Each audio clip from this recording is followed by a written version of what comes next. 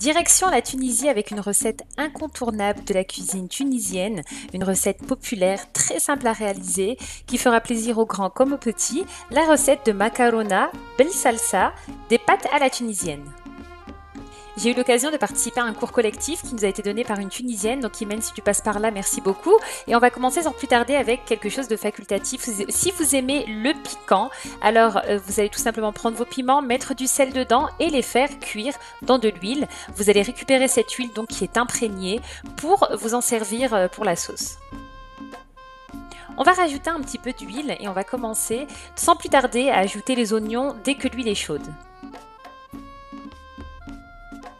On rajoute un tout petit peu d'eau et on va laisser cuire. Une fois que les oignons commencent à frire, nous allons ajouter de la viande. Donc ici dans cette recette, nous avons utilisé de la viande de poulet.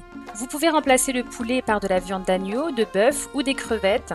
Pour le cas des crevettes, il faut les rajouter en fin de cuisson.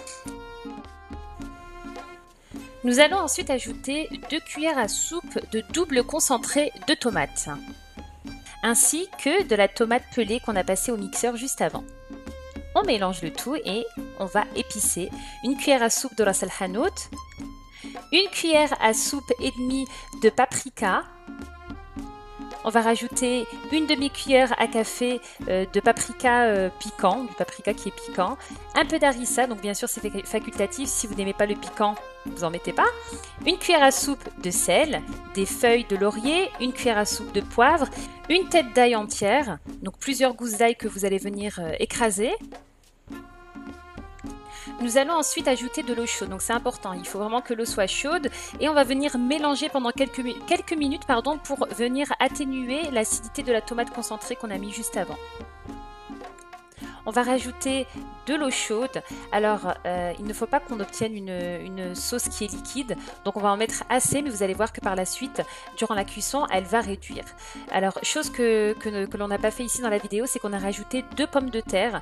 Vous rajoutez donc 2 pommes de terre coupées en morceaux que vous allez récupérer une fois que c'est cuit. On couvre et on laisse cuire 25 minutes. Au bout de 25 minutes, voici donc la sauce qu'on obtient. Comme vous voyez, c'est une sauce qui est quand même assez épaisse. Vous faites cuire vos spaghettis comme d'habitude et on va venir récupérer la sauce sans le poulet, donc on évite de prendre les morceaux de poulet qu'on utilisera après en décoration à la fin, mais donc on va venir mettre la sauce sur les pâtes et on va venir imprégner les pâtes de cette sauce. Une fois que les pâtes sont bien imprégnées, on va tout simplement venir s'occuper du dressage, donc faire une jolie assiette, se servir des piments, des pommes de terre pour avoir voilà ce beau rendu comme vous le voyez et franchement c'est super bon. Vous pouvez bien sûr rajouter des légumes au choix, mais cette recette est juste trop bonne. Donc merci encore à Imen de nous avoir fait découvrir cette recette, j'espère en tout cas que ça vous aura plu. N'hésitez pas à liker, à partager, à laisser vos commentaires, je vous dis à très bientôt pour une nouvelle vidéo, bye bye.